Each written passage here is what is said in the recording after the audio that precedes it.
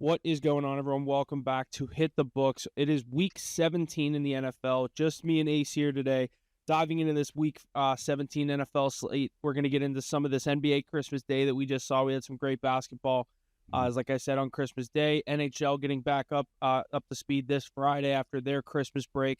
A lot going on in the sports world as we move into the new year and things like that. But Ace, I'll hand things off over to you. How are we doing? How are we feeling heading into week 17?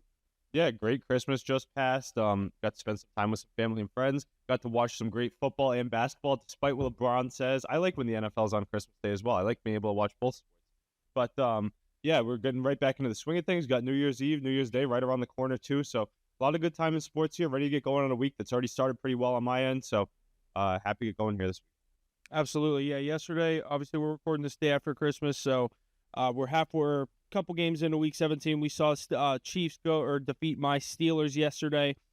Ravens absolutely trounced the Texans. Texans only put up 2 points, a defensive safety. So not looking good for Houston, obviously, or for my Steelers on a 3-game skid now. But we'll jump right into our week 17 slate. We got 3 games on Saturday this week. 1 o'clock, 4:30, and a 6 p.m. game. I love that 6 p.m. start time. I'm so happy they did that. That's like perfect. Game's going to be over by 10:15 at the latest. Like, that's not 12 like it normally is. But first game on the slate, Chargers at your Patriots. Patriots are a 4.5-point underdog. Over-under at 42.5. Patriots money line plus 180. Chargers minus 225. Which way do you go here? Oh, I think it's got to be on the Chargers here. I mean, I think that the Patriots are just getting too much respect after having a nice matchup against a divisional opponent in the Bills. I mean, that was kind of the Patriots sticking it to them and saying, hey, Bills, like, we're coming next year. Be ready. Because Drake May's here. He's arrived. He's like top 3 in QB accuracy. He's got the most yards per carry since Michael Vick, or maybe even surpassed that. So he always keeps in the game. He's entertaining. Christian Gonzalez turning into an all-pro at corner too. That's nice to see. But in terms of this week, I don't think there's any chance of Harbaugh slipping up. I think we're going to be safer and take that money line in a parlay, maybe a 2-teamer. I know you guys like running the teasers, but it's kind of tough when you go past 0. I would go with the money line here for the Chargers. I think Herbert's playing too good of football. That team's firing on all cylinders, and that defense is playing great. Don't get me wrong. The Patriots will put up points and keep the game somewhat close or have a late comeback bid, but I think it's just the Chargers' time right here to get to the playoffs, get to their 10th win, and I think they lock up a playoff spot with a win here this week, right? Yeah, I believe they do as well. They'd be 10-6. I think they would at least clinch, playoff spots. Obviously, Chiefs have that division, so they'd be in that wild card picture there. I do lean on that same spot. The 4.5 seems a little sketchy. I think, like you said, the Patriots are getting a lot of respect right now after coming off a good loss, I guess you'd say, to the Bills. Like, exactly what you want as a Patriots fan. Everyone looks good. The team looks good, and you lose by 3. Help our draft. Yeah, or you lose by 3-7, a 1-possession game. You can't be mad about that. Doesn't mess up your draft pick. I do think the Chargers handle business here, knowing what's at stake. They need to get a win here to clinch the playoffs. I also think it'll be a little bit. I'm going to take the over here, 42.5. I don't know what the weather's looking like up in New England. I think we could see maybe a 24-20 kind of game, 26-21, something in there. Both these teams have been able to put up points, so especially the Patriots last week against Buffalo. You love to see it. You love to see it too with the Patriots. They have these low totals, and their defense is pretty mid, especially against the run. They give up points, and they can hang around. Drake May can put up points on his own. You know he's good for at least a couple touchdowns a week. He might get an interception because the receivers are that bad, but he's going to put up points and just prove why he was the number 3 pick. One other play I do like in this game, I expect Ladd McConkey to continue eating on a great rookie season. The Georgia product has been the man. And I think he makes the Patriots pay here because you want to hear some interesting lore about this one. The Patriots had the pick that was Ladd McConkey, traded back, which seemed like a good move at the time to get 2 more picks, a later second, then a 3rd-round pick. Ended up being Jalen Polk and Javon Baker. Boy, would I like to have Ladd McConkey right now instead of those.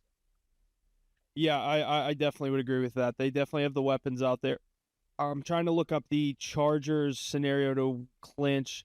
Yeah, they clinch with a win. Or an Indianapolis loss at the Giants and a Miami loss at Cleveland. Yeah, I mean, that's asking a lot out of 2 bad teams. So I think they just handle business on their own. Yeah, I think they get the win, clinch their scenario. And then the next game we have on Saturday, this is a good one. Denver at Cincy. Cincy's a 3-point favorite, over under 49.5. Bengals money line is minus 165. Broncos at plus 140. The Broncos can also clinch a playoff berth with a win here. Bengals obviously need to win out and get some help to stay alive. What do you think happens here? Do you think the Bengals stay in this picture? Yeah, I think they do stay in this picture because they fought so hard to get here after a terrible start and a weak defensive performance on the season. You can't think that the wheels fall off right now against the Broncos team. But you got to look at it and say, how is this Bengals team favored? They have one of the worst defenses in the league going up against a great defense. The Broncos, they fumbled a bad second half last week. They looked great against the Chargers in a Thursday night divisional matchup. Saturday's still a primetime slot, but I don't know. I like to think there's a lot of points here, but that a lot of people keep clamoring, oh, this Bengals defense is playing better. But let me tell you something. They just played the third string quarterback in Dorian Thompson, Robinson, whatever his name is. A bad quarterback out in Cleveland, the third stringer. The previous week they played Cooper Rush, who's playing solid football, but he's still a backup quarterback in himself. I'm not sold on this Bengals defense. I want to say they win, though, because I think that script just loads up for the next week, and then hopefully a bench Chiefs team can beat the Broncos to get the Bengals in. But I don't know. This is going to be a tough one. You got to think Joe Burrow, tough matchup on paper, but he's got a continuous sensational year. Jamar Chase has a continuous sensational year. They got us that backdoor touchdown to cash our team parlay last week when they didn't even need to, so that was great by Jamar hitting the gritty in the end zone. But, yeah, I just can't see a spot where the Bengals fizzle out this spot. I don't know about you. Let me know what you think about Bo Nix taking on Joe Burrow.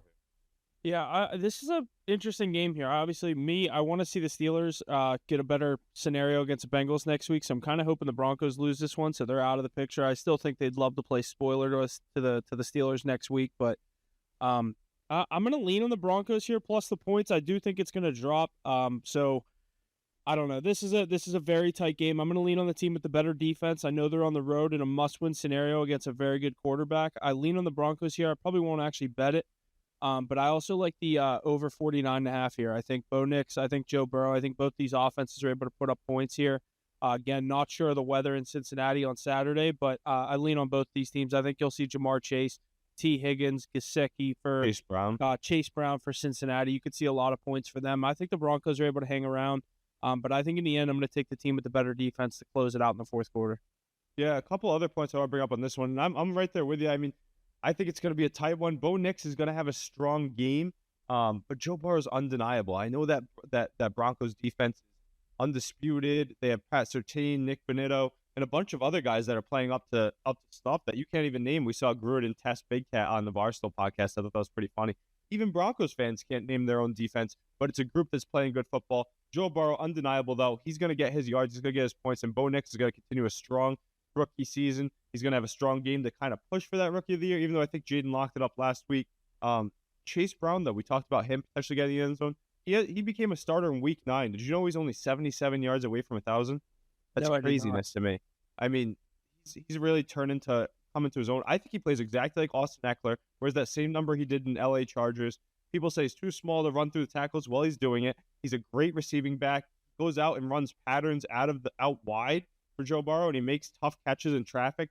It's something that's great to see. One quick thing I want to touch on, shout out to the people that made it to their fantasy football championship this week. But one of my buddies goes, should I start Joe Burrow versus the Broncos or Bo Nix versus the Bengals? That's a tough one right there. Yeah, that's tough. You can't go wrong either way, I don't think. Yeah, I don't think you can go wrong either way, but how do you sit Bo Nix is matchup based, but how do you sit Joe Burrow? How do you sit Joe Burrow in a game that you know he knows he needs to win? In a year where he's having the best season of his career, where he's throwing for 300 plus a game, and his defense is bad. He's got Jamar reeling right now. I mean, I think you start Joe Burrow no matter what, but Bo Nix against that weak Bengals defense, he's probably going to have a as well. Obviously, he could even rush one in. That could be the determining factor if Nix outscores Burrow in that one. Yeah, the rushing. Yeah, the rushing ability. Statistics, just because he gets a lot. I mean, he could have 40 yards rushing and a touchdown. It wouldn't surprise me. But yeah, this night game also very good. Like I said, a 6 p.m. start time here. NFC West battle. Arizona Cardinals heading to L.A. to take on the Rams. Rams are a 6.5 point favorite. Over under 48. Cardinals money line plus 240. Rams minus 300. The Rams can clinch the NFC West with a win and a Seattle loss at Chicago. That is obviously tonight. Like I said, we're recording on Thursday. So if Seattle loses this game tonight, the Rams can clinch with a win here. I think they'll keep controlling their own destiny of their the side of what they can't control, I guess I should say. Mm-hmm. I think the Rams going to win here. I think they covered the 6.5. I know this is a tough Rams defense. I took them last week again against the Jets. They're very good. They're gearing up for an NFC, obviously a home playoff game in the NFC. I think they're not a team you want to see in the playoffs necessarily. You got to deal with Stafford, Kupp, Nakua, Kyron Williams. Hard offense to game plan for. The defense on the other side necessarily isn't. Cardinals have looked dead in the water the past few weeks. I'm going to take the Rams here, -6.5. Yeah, I'll tell you what. I mean, I think the Rams do end up winning this game because they have the better coach here. Sean McVay, more experienced, Super Bowl champion as well. They have the offensive weapons to put up points galore. I really lean on that over this week. I always like that. You said that Rams defense, they played tough last week in a win. They held Rodgers to 1 touchdown. I'm still not sold on the group as a whole, though. I don't think they're very skilled. They have some young guys on that D-line that are stepping up, and they're a well-coached group. But overall, compared to some of these other top teams, playoff-ready teams, that's a weak secondary that's going to be exposed this week by Trey McBride, who probably finds the end zone this week, although I'm not going to card it again. Idiotic, get tucked into it by K1. But I think him and Marvin Harrison Jr. continue to play strong. James Conner, if he's healthy, will play strong. And I think they have a chance to play spoiler here. I think it's going to be close. Love them +6.5. Love that over 47.5. Let me know if you like this play. Tease it. You get Cardinals +12.5 and the over 41.5. You're getting 6 points. I think that's a really nice one. You can put it together and have a no sweat bet on Saturday night. But I think the superstars continue to eat here. Look for Kyron Williams to get in the end zone. It was nice to see Higbee back too. I don't know if you noticed that last game. Hadn't seen him in a while. He already looked good. I think found the end zone as well. But Puka and Cooper Kupp, they're going to get involved. You know they always do. On the other side, the Cardinals can put up points themselves. And when K1's running, he's doing his thing. Sitting at 7-8, this is their last chance. I think that'd be such a Cardinals move, though, to miss out on an easy win against the Panthers. And then next week, you're like, you know what, now we're going to lock it and win because we're already out. Cowboys did it last week. The Cardinals have a chance to do it. I'm not going to bet them on the money line. I like them +6.5. Love them +12.5. Love that over at standard rate or with the tease. So look for it to be a fun, entertaining matchup as the Rams and Cardinals always do with their offenses. But yeah, Rams should take care of business, get to double-digit wins, and look to lock up that division. Yeah, I agree. Let's see here. Next one, AFC East matchup. Not too exciting here with the Bills being a 9-point favorite at home against the Jets. Over under 47. Bills -500 on the money line. Jets +375. I'll keep it short and sweet here. I'll take the Bills -9. Do you think there's a chance the Bills go 14-3, or do they slip up here against the Jets? I mean, the Jets they've been hanging, but they can't win. I can't bet on them ever. I said they're going to win.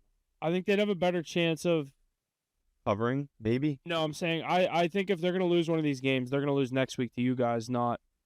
Oh, because of the way we just played them. Yeah, is like that'd be a Patriots to do. 2 times in 3 weeks. We saw this. Cleveland did it to my Steelers. Like obviously Buffalo's a lot better than the Steelers, but like it can happen in the division. Divisional matchup 2 times in 3 weeks. That's always a scary thing to see on your schedule. Plus, I think if you're the better team, you don't want to see that. If you're the worst, like the lower rated team, you're like, yeah, give me them in 2 times in 3 weeks so we can figure it out, watch the film, and beat them at least one time. Yeah, and plus here, the Bills, I think they lock up the 2 seed here. They can't get the 1 seed. So I think they win here this week, get to 13-3, and then week 18 doesn't even matter for them. It won't even matter, exactly. Yeah. So they're going to be playing all their backups there, keeping everybody healthy. Or maybe they Mitch Trubisky starting. But at the same time, they're pushing for that Allen MVP. You see the O-line bought him all MVP pendants for his chain. Maybe a little bit predetermined. You know what's crazy to me? Like, I think Josh Allen should get the MVP because I like seeing new guys get it sometimes. And I like what he's doing for a team that a lot of people kind of wrote off before the year started. Remember, people were saying the Jets and the Dolphins. We even said it. We didn't write off the Bills that much, but they're playing great football. They're right there. They beat the Chiefs. They're going to be 13-3. I know, but his stats aren't as good as Lamar. Like on paper, Lamar should be locking up the MVP. But do you think it's just Allen's time to get one? I think they've been trying to force feed him one for the past 2 years, and Lamar's been so good. I think this is the year where they can make a case for Allen. I do think he'll get it, but I mean, you look at what Lamar did yesterday, a 45-yard rushing touchdown or a 30-yard, whatever that was. Yeah, and he's so efficient too. The TD, he crushing them in touchdowns. The TD to INT ratio is nuts. I'm surprised at that too. Think about Lamar. And he's not having many incompletions. Like when he's throwing the ball, like they're completed passes. He's either he doesn't throw it away because you know what he can do every time there isn't anything. He can just run. Yeah. And the way he extends the play, I mean, I know we're not even on the Ravens game, but that game yesterday when he was able to extend that play in the red zone, that's nuts how he's able to do that. Tough to cover. But back to the Bills here, I think they continue to play strong. You know who's looked great this whole season is James Cook.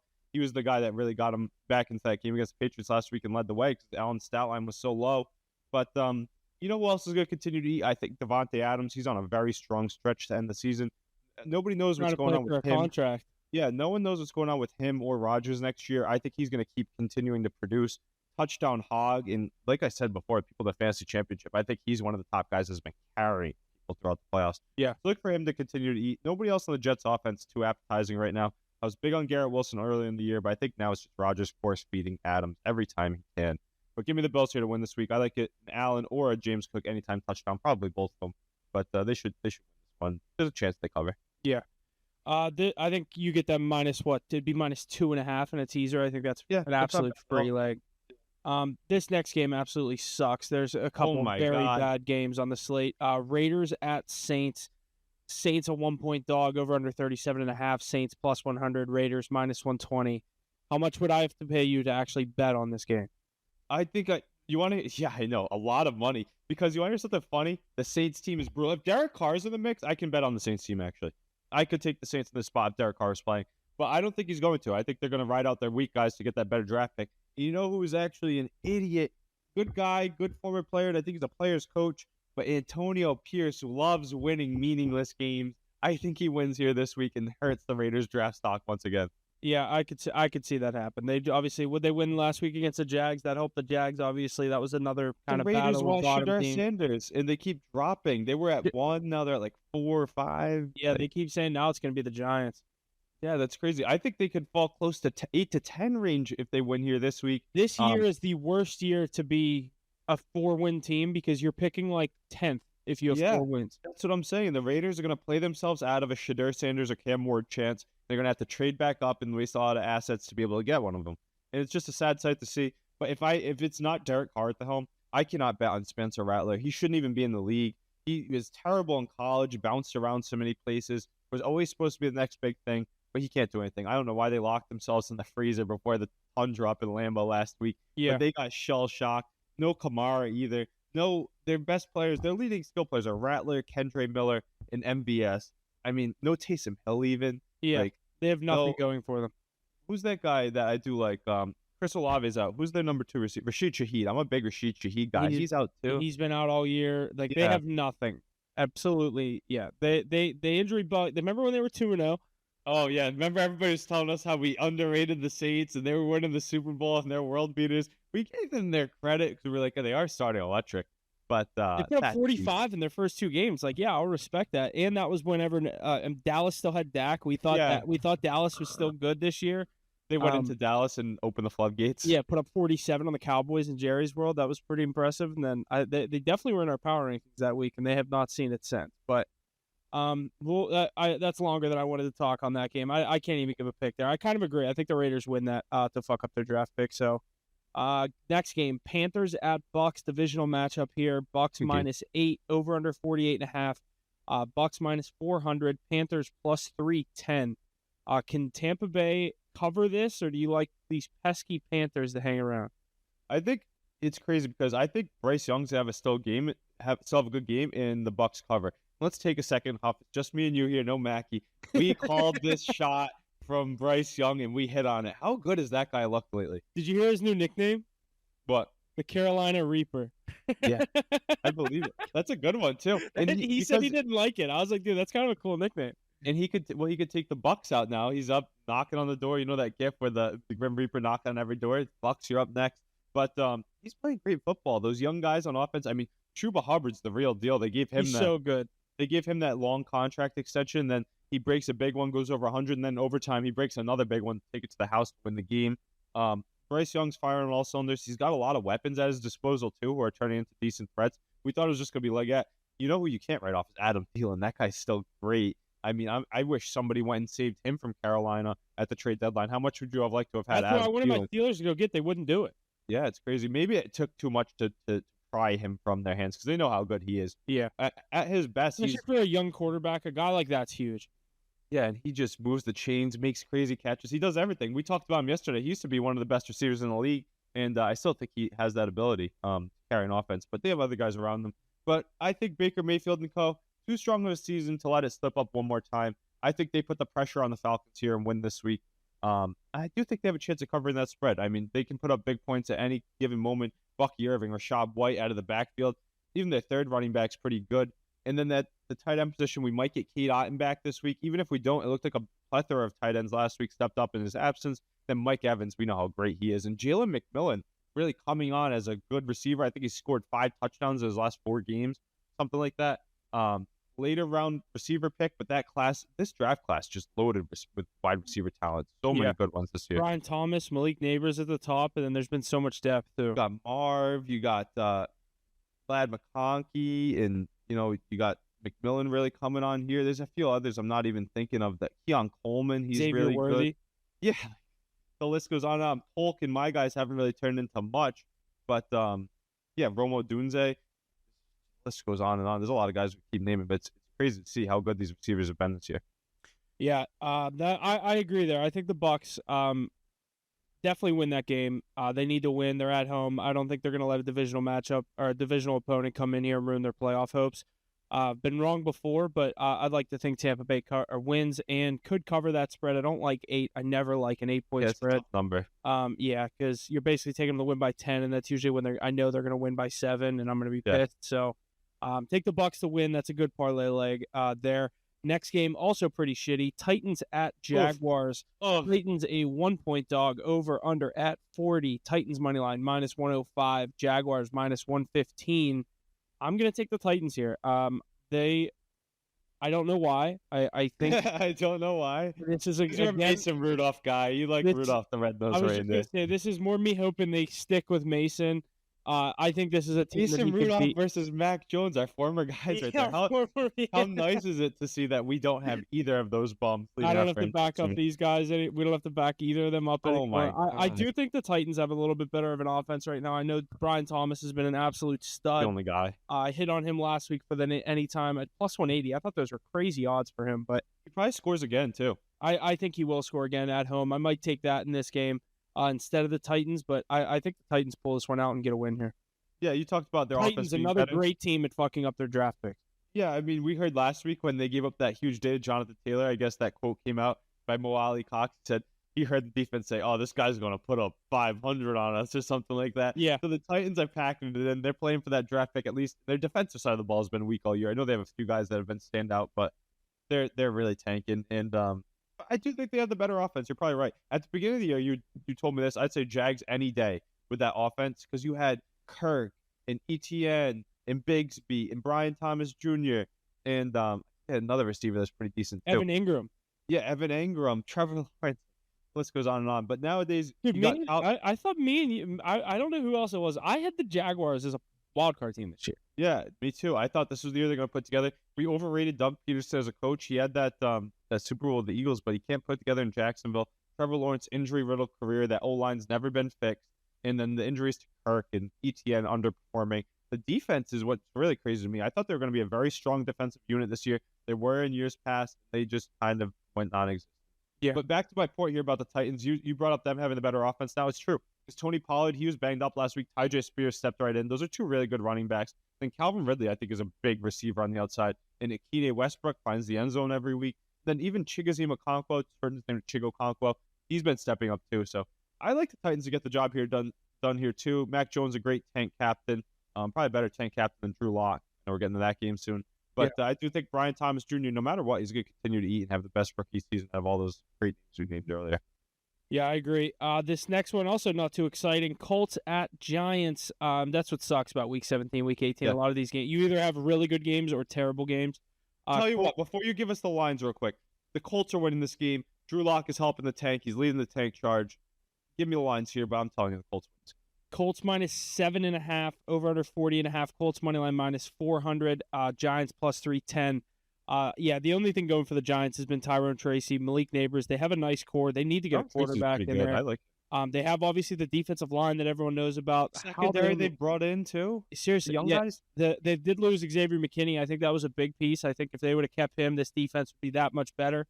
Obviously, he's been a stud up there in Green Bay. They drafted well to replace him, though. In that D-line, it's not the defense that's the problem, honestly. No, I know. Yeah, they're hanging in games, and it's just because their offense throws a million interceptions or fumbles or turnovers. Yeah. We saw it last week against the Falcons. I had the Falcons minus 10 and 2 pick sixes, a fumble, 4 sacks. Like, it was literally a yard sale for the Falcons defense. But I'm going to take the Colts here as well. Are they still in the playoff race?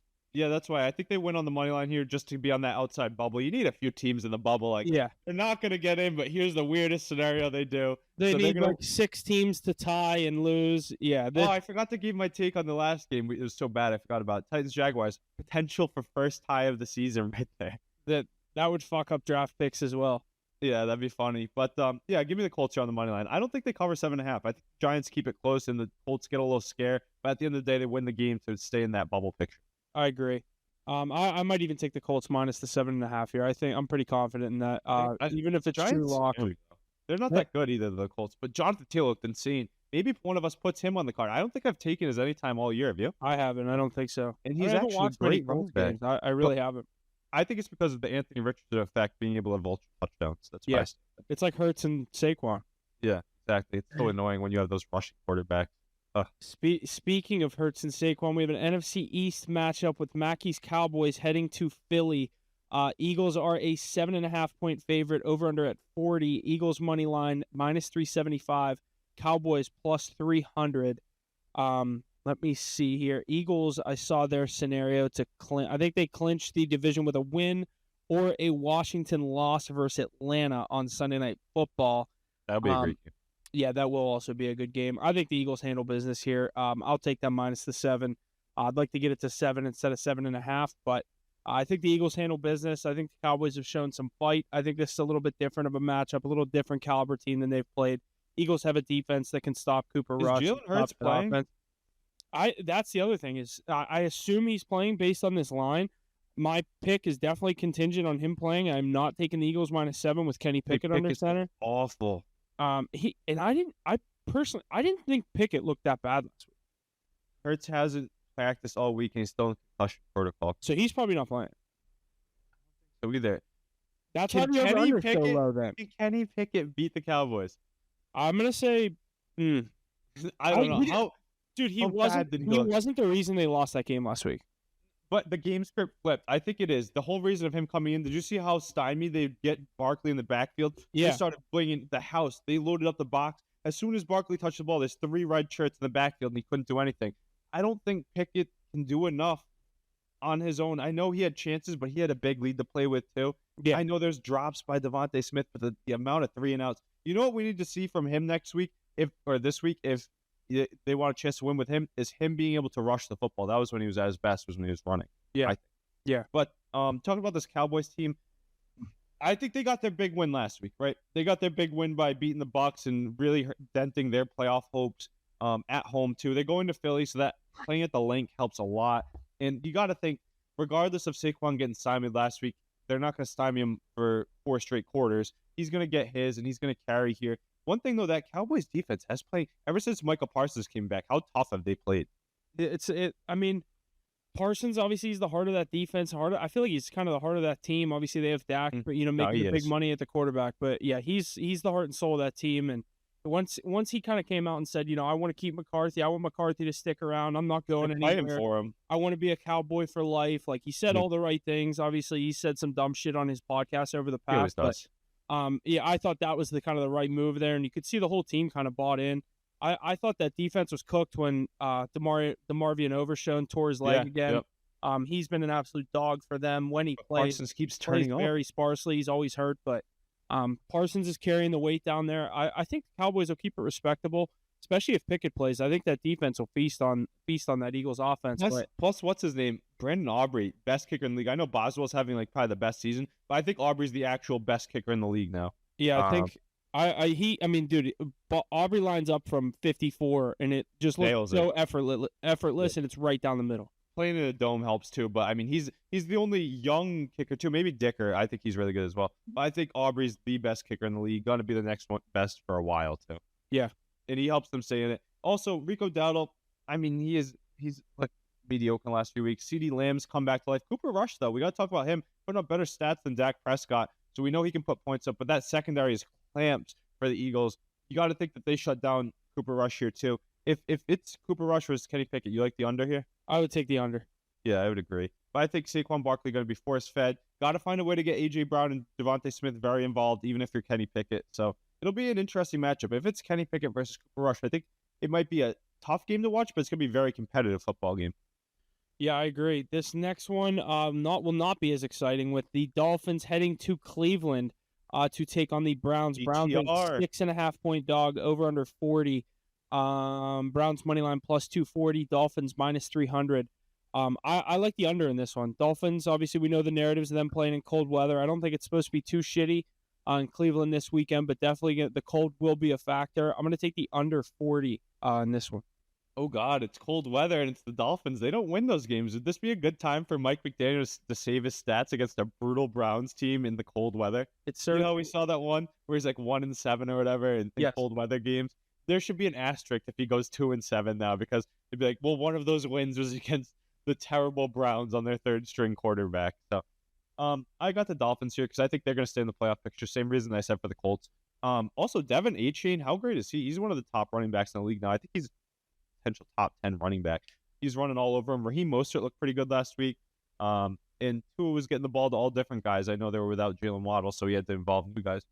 But the Browns, too, you know what's funny is DTR is starting this week. Jameis is potential to be the backup this week as he's a limited participant. I didn't know they had my guy Bailey Zapp. Hated that guy as a Patriot, but pretty funny to see him. I would like to see him as the backup this week, and then they pull DTR, get a little Bailey Zappy action against the Dolphins. That'd be funny this week. But yeah, I don't know if you can fire up too many of those guys in fantasy from the Browns side, but from the Dolphins side, definitely A-Chain. That guy's eating. I think he's on a high percent of fantasy championship squads as well. So continue to fire him up. Maybe we take an A-Chain touchdown. I think that might be the safest bet in this game. And then the Dolphins to win to keep their playoff hopes somewhat alive. Yeah, I would agree. This next one's probably our game of the week. Packers at Vikings, Yeah, it NFC is. North matchup. Vikings at home are a 1 point dog over under at 48.5. Money lines for both teams sitting at minus 110. I believe the Vikings went to Green Bay last time and won. Is that correct? Yeah, I think that's one of the Vikings' two losses on the year. Let me pull that up to fact check it real quick. The Vikings' two losses have been to the Rams and the Lions. So no, the Vikings beat the Packers 31-29. Now remember that. That was a great game there. Sam Darnold with a nice game, 3 touchdowns, 275 passing. And yeah, big fourth quarter by the Packers where they tried to backdoor their way into it. But I think it started off with the Vikings scored 28 straight points against them last time they played. Yeah. So, I- I mean, I think they're firing all cylinders. Vikings look good. Sam Darnold looks great. Look at how he's getting Justin Jefferson involved heavily. That's a Kevin O'Connell game plan right there. He schemes the ball to his best players. We didn't see Addison much last week, so I think he starts snapping off again this week. Hawkinson's going to play well too. They have Jones. And in that defense, I mean, I know they have the best choreographed dances on the year, but that's because they get so many turnovers. I mean, they're turnover galore. Brian Flores has that group playing great football. A lot of different names stepping up too. Cam Bynum being one of them that comes to mind. Harrison Smith still flying around out there for him. But yeah, I've got the Vikings here to win this one. We didn't say this for the Eagles game too. Very important game for them to win. I know they don't have the driver's seat for the 1 seed in the NFC, but they're still very much in play for it, especially the Vikings and Lions playing each other. Give me the Vikings here this week. I love that's a plus on minus 105, I guess. I mean, you could shop that and probably find them plus 100. But +1 on the line there for the Vikings. They're going to win here this week. Give me Sam Darnold, a continuous strong year. They're going to push for the 1 seed. Let me have them steal that 1 seed from the Lions, and my futures bets on the Vikings would be looking very, very good. Best coach in the league. He's going to win Coach of the Year, Kevin O'Connell. They're going to put up a lot of points, but it's not going to be an easy task because the Packers, Josh Jacobs are flying. The receivers are kind of trending down, in my opinion, for the Packers. Jordan Love too, but Josh Jacobs and that defense are no slouch. Just had a nice shutout on Monday Night Football. Matt LaFleur, great coach too. Going to be a great game. I've got the Vikings here though. Justin Jefferson, gritty. Do you disagree with my take? No, I agree 100%. I'm with the Vikings. I think they'll give us an interesting game next week between Minnesota and Detroit. I'm excited for that. Looking ahead, obviously, if the Vikings win this one, but I'm going to take the Vikings minus 110 on the money line. I'm not as big on this Packers team. I think they're very good with Jacobs, Love, and obviously all the receivers they have. Going up against those two big dogs in their division, they haven't looked good yet this year. I'm going to take the Vikings minus the 110 on the money line. They're going to be the toughest dog though in the playoffs. They're going to be the toughest wild card team to see. Matt LaFleur, great coach, a great defense. Jordan Love hasn't. He's kind of had a slump. If the Vikings don't win the 1 seed, they'll be the toughest. But yeah, actually, yeah, that's right. Vikings or Lions. I forgot about that. One of them has to be a wild card too. These NFC North teams you just don't want to see in the first round, really. But yeah, that Packers squad. I mean, Jordan Love, sophomore slump. I know it's not a sophomore year, but I'm going to call it his sophomore year because he only started second year. as a starter. But him in that passing game hasn't looked great. You get them in the playoffs, though. We saw them blow out a really good Cowboys team last year on the road. So who knows what happens? But they could play spoiler here to the Vikings 1 seed chance. But I've got the Vikings here this week. It's gonna be a great match. Yeah, I agree. I think that's a very good matchup. Sunday at 4:30. Then Sunday Night Football, another good one with Atlanta heading to DC to take on the Commanders. Commanders are a 4-point favorite, over under at 47.5. Commanders money line -210. Falcons +170. I'm gonna go with the Commanders here to at least win this game. I think this Falcons team, obviously, they controlled their own destiny. They let Tampa Bay come back in the picture. Falcons do clinch, I believe, the division with a win and a Tampa Bay loss. Obviously, Tampa Bay is an 8-point favorite at home against the Panthers this weekend. I think the Commanders, they also win, or they clinch with a win here as well. I think the Commanders get the job done at home. Give me the Commanders to win this game. I think this is kind of a big. Brian Robinson hasn't done much in the past few weeks. This is going to be all Jaden Daniels and Terry McLaurin. I'm looking forward to this one on Sunday Night Football. I think this will be a good matchup. Yeah, I like them too, and this is a tough one though, because those Falcons control their own destiny to win that division. They spent so much to make that team good. Their defense coming off a huge performance, 2 pick sixes, one by Matt Judon, I believe the other by Jesse Bates. Penix has looked good. He looked good, but he was a good game man. He game managed well last week. He looked comfortable, I should say. You know who looked really good was Bijan Robinson. It's easy to look good when you have that guy toting the rock the whole game. I think Penix went for just over 200 yards, 1 interception. That wasn't his fault. Kyle Pitts went right through his hand. I'm out on Kyle Pitts now. I wanted to see him do something. I know. I like Kyle. It's just like the athletic abilities there, but that ball went right through his hands for Penix's first career interception, which was brutal to see. I would be pissed if I was him. But that Commanders team, you know what's surprising about the Commanders is that defense is actually solid. All the talk is about Jaden Daniels and Terry McLaurin, as it should be, because they've been on fire. That duo is elite. And then guys like Olamide Zacchaeus, he's going to have a revenge game chance against the Falcons. He had 2 touchdowns last week, so maybe we look at his touchdown odds as he's really coming on as the second receiver for the Commanders. But I want to talk about that defense for a second. They brought in Bobby Wagner. They brought in Marshawn Lattimore at the deadline. They have a bunch of other young guys playing well. Dan Quinn's a good coach there. I don't know. I think that defense is just stepping up, and I like the way that they're going. Anytime you have Bobby Wagner on a defense, I feel like he gets that group playing much better than they actually are. He's one of the best leaders in the league. I like that Louvu on the Commanders. Yeah, Frankie Louvu. He's insane. He's been good. He's been on the come up for a little bit. And that defense is strong. They have a lot of other names that aren't as big. Sane Recital, or however you say it. Sane Ristel. Yeah, he's pretty good too. What about Lattimore last week? Had his hands full with AJ Brown. All those penalties he kept drawing. He did his own. He did his own in the end zone, though. He made a couple of big plays. That's what you got to do against A.J. Brown. You can't be left on an island against him, especially when you're much smaller. Much easier matchup here, which is crazy to say because of how good Drake London's been, but much easier matchup than A.J. Brown for him here this week. Even the Commanders, I think it might be a little bit tighter. Bijan's going to find the end zone once again, the 1,000-yard rusher. But yeah, Jaden Daniels, he's on one this year. And watch those Eagles. If they slip up with Kenny Pickett at the helm with this, Jalen Hurts isn't a go. Can the Commanders steal that division? That'd be something to watch. But this is going to be a great game. I expect it to be tight either way. Both defenses are going to be strong. You know what's crazy is how much talent's on both sides of the ball. I like the under here because I think the defense is just playing really good playoff-type football. Yeah, I kind of agree. 47.5, I feel like it's a lot of points for these two teams, but the Commanders have been known to put up points this year. It's definitely scary there, especially at home on Sunday night. I kind of started to talk myself into the Commanders -4, maybe -3 by a point there. But I think that's a good Sunday Night Football matchup that we're getting into this week. Monday night preseason, this game would probably have been the game of the week for everybody. An NFC Championship rematch from last year with Detroit heading to San Fran.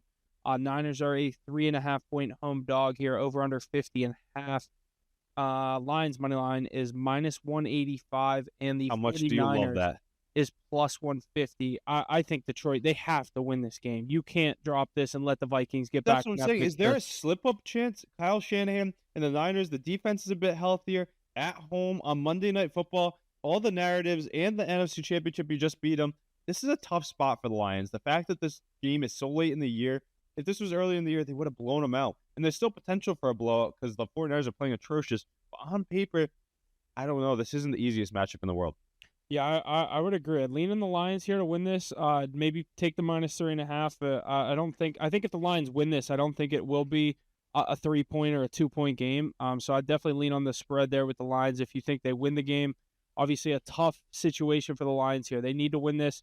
Obviously, if Minnesota, we both picked Minnesota to beat Green Bay, so they'd both be sitting at 14-2 after this week if the Lions win this as well, with a do or die game for the division in Week 18. You either win the division or you're the 5 seed in the playoffs. It would be crazy. This is going to be a good game. I'm going to lean on the Lions here, minus the 3.5. I think they get right. I think Campbell gets them ready. I'll take the Lions minus the 3.5. I think you got to take the Lions minus 3.5. By that half a point for my sanity if you do end up taking it. But I'm just scared of the 49ers. It'd be such like a 49ers move. Like we said earlier with the Cardinals, you're already out. Oh, let's just play spoiler now. It seems like teams are more hyped up because you're playing less tense football too, because it doesn't really matter if you lose. You're just going out there and balling, right? And I think the team on is so good, but the Lions have got to win this game. I am kind of worried though, because that Lions defense has been getting decimated by the injury bug. How can they hang? I don't know. It'd just be crazy to imagine they'd knocked them out of the NFC in crazy fashion last year. Now they knock them out of the 1 seed. Yeah, there's definitely a narrative here for the 49ers to be motivated for this game. And they have nothing to lose. And they do have a great coach and great skill players all around. It's such a great spread on a really good Lions team. I mean, I never take the Lions, but I think I love a Jahmyr Gibbs touchdown much more. Got to expect Jared Goff's been looking great too. It's on the road though. Monday Night Football. It's just a scary spot because the line and everything points to the Lions buzzing, but yeah, I mean it's just a scary spot. I just don't think this is what the Lions wanted this week. No, 2 tough games for them to end the season. Yeah. But yeah, that's our Week 17 slate there. Our power rankings go as follows: Chiefs at 1, Lions at 2, Vikings at 3, Bills at 4, and the Philadelphia Eagles staying in there at 5. I think that Ravens team obviously is just right there, if not above the Eagles personally, now that we made this list and seeing what the Ravens did yesterday. Eagles now without Jalen Hurts possibly, so look for a little change up heading into Week 18, pending what the Eagles do here this week. But I think that's a solid list there. We'll jump over to our NBA power rankings. We had some Christmas Day games. We'll rip through these power rankings and then kind of recap some of those games real quick. NBA goes as follows with the Thunder at 1, Celtics at 2, Cavs at 3, Knicks at 4, and the Memphis Grizzlies back in here at number 5. They've also been playing very good ball. Not many of those teams played on Christmas Day, surprisingly. I think we didn't get the Thunder, we didn't get the Cavs, we did get the Knicks. You got the big markets though. So we got your Celtics and Mackey's Knicks, obviously, and then we saw Mackey's Knicks pull off a 3-point win. Wemby went absolutely crazy in that game. I think he is so good. 42, 18, and 4. Obviously, Mackey was pointing out his boy. Mikal Bridges went for 41. Wasn't as good as Wemby, but he did get the win. I think, I'm seriously saying this, I think Wembanyama is a top 4-3 player in the NBA right now. Yeah, he's insane. I mean, you've been praising him since before he was even drafted, but he's a superhuman there. He's a freak athlete. I mean, guy's insane. I think they could push for the playoffs too. I wouldn't mind to see them get in, especially they'll definitely be in the play-in, I think, but I wouldn't mind seeing them win a play-in to get into the playoffs, actually. I want to see them in a series, get him some exposure, so that way down the road when he's even better, when that team's built a little bit more, it turns up. But I think that Knicks team's a good team too. My Celtics, tough game there. Do you think that's just the Sixers trying to say, hey, we're still here? Is that a Sixers like championship right there for them? I think it's a little bit of both, and obviously when you get 33 from Maxey, 27 from Embiid, and I mean 23 from Caleb Martin wasn't obviously expected. You'd like to see Paul George putting up more than 12 there, but it's really one of the first. I mean, this trio hasn't played together a lot this year, so like they bring them all together on Christmas Day, going up against a big rival in the Celtics. You know, they were 10-17 heading into this game.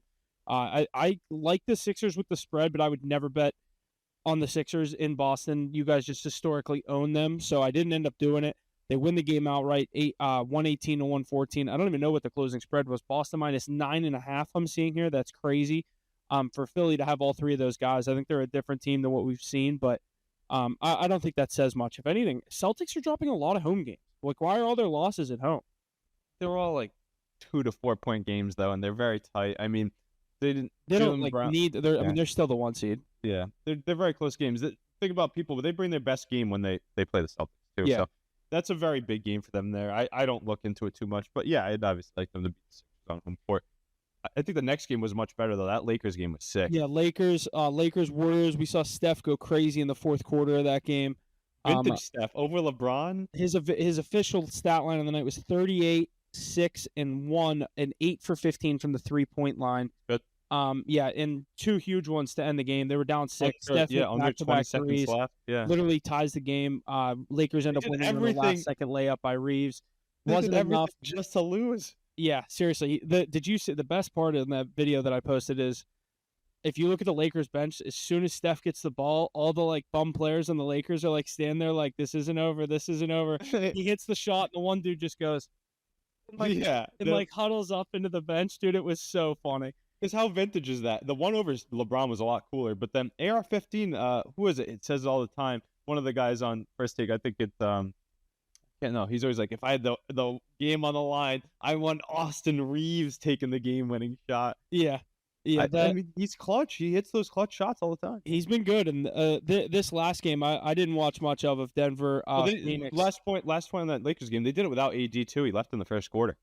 I didn't even notice it. Yeah, he left with injury in the first quarter. I hate to see that. I started him in fantasy last night too. Tough scene, but the fact that they were able to get that job done without him, Lakers and Warriors can both be in the playoffs. The Warriors have been slipping bad lately. They got to figure it out. Yeah. And like I said, I didn't watch much of this night. When I watched a little bit of the first quarter with Phoenix hosting Denver, Durant with 27, Bradley Beal with 27. They kind of carried the way for Phoenix. Started hot. Yeah, they started out hot. Obviously, what did Jokic do in this game? 25, 15, and 2. So a typical Jokic stat line. You'd like to see a little bit more assists. But obviously, Nuggets dropped that one by 10. There was a great Christmas Day slate. Oh, the one we didn't touch on, Anthony Edwards went for 26 and a win over the Mavericks. They needed that one. They're now sitting back up above 500 at 15 and 14 after a slow start to the season. So those are 5 really good Christmas Day games. I love Christmas Day basketball. So love to see when they actually give us some good matchups. Bring back the vintage Christmas jerseys though, like LeBron said. Yeah, I don't know why they don't do that anymore. Why they stop doing that? I don't know. Probably because they have so many other jerseys that they produce. Literally, they release all these stupid jerseys. The NBA Cup, the Emirates Cup is the one. That's all they're worried about now. The last couple of years is promoting that, and like painting the courts. But it is nice to see all the superstars. They always go off on Christmas Day. That's something we're used to. If there's no NFL, I probably would have had a bigger card. You and I usually do well on that superstar prop card. But it is what it is. We'll get you some more plays. I think the beginning of the season for the NBA now is officially close to over. So we're starting to figure out who's real, who's fake, and what teams need to figure it out if they want to make a little playoff push. But starting to heat up in the NBA, so some good stuff coming along the way. And probably some moves coming as well. A lot of teams looking to make moves. You see a lot of trade rumors. You know the Lakers and Warriors will both do something, so that'll be something to monitor as well as we get down the stretch. Yeah.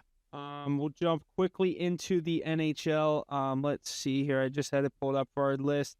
The power rankings in the NHL are the Devils at 5, Oilers at 4, Vegas at 3, Winnipeg at 2, and the Capitals at 1 here. Capitals playing very good hockey. They just took down the Hurricanes a few weeks ago there. But my Bruins took them down. I told you guys that team, you know what? We can give credit to them, and we do by putting them in the power rankings, but they're not an elite hockey team. I'm telling you that. No, I agree. I wouldn't be scared of the Capitals in the playoffs. They've been playing elite hockey, and they've been doing it in the wake of Alexander Ovechkin, but that roster's not that good. They don't have a studs really at any position. They've rebuilt well behind Ovechkin. I think they're going to keep slipping. I think it's nice to see your Penguins getting back in the mix. My Bruins sitting very well now after a great December. I think they went like 11-2-1 or something like that. But regardless, they're right back in the mix. They're in the third Atlantic spot or the first wild card, something like that. So they turned the corner. Your team turned the corner, starting to turn up. We're waiting for Mackey's Rangers to really turn up. Teams out west are playing great hockey. The regular season heroes that are the Winnipeg Jets and Dallas Stars, we know how great they are. McDavid's team starting to turn it up a little bit. Those Panthers are still super relevant, they play the game hard-nosed, but I got some other choice words for them as they've taken out my Bruins the last few years, but they're a great team. Can't really hate on them. And then Wild slipping a bit too. Buffalo Sabres, that's a dumpster fire. Ottawa's getting back in the wild card mix. Tampa Bay is playing great hockey again. It's heating up. We got the Winter Classic coming up soon too, Huff, huh? Yeah, who is that? St. Louis, Chicago? Yeah, we got those Chicago jerseys that look pretty fresh, and they did St. Louis dirty with theirs. So we get to see Bedard outside. Some other names like, you want it's going to be nice? A lot of names that are going to be on the market. I know you guys interested to see if you guys will be buyers at the deadline or if you bring in some more youth. But I know the Bruins will be buyers. Guys like Taylor Hall, I think Tyler Bertuzzi, some of those names could be on the move for for a team that's been underperforming. So excited to see some of the moves there. I'm excited to see the Winter Classic Why this is year. I the love Winter watching. Classic not a standalone game? It's not? No, they have a full slate of games on the 31st, and why? Yeah, it's never on New Year's Eve either. Why is it on New Year's Eve?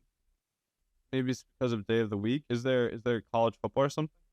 I mean, yeah, there's the college football playoffs are on New Year's Day, so That's maybe they definitely didn't why. want to compete with that. That's definitely why. So it's on the 31st this year. The 31st at 5 p.m. Blues at Blackhawks, and if you look at the location, it says Wrigley Field. Is it because the teams are so mid that they're in it? I have no clue. I thought it was always a standalone game at least. Yeah, that's weird. Like I remember 2 years ago, it was Penguins It Bruins. literally has to be because of the NCAA playoffs. That's I- got to be the only I reason. would think so. They don't want to compete with football.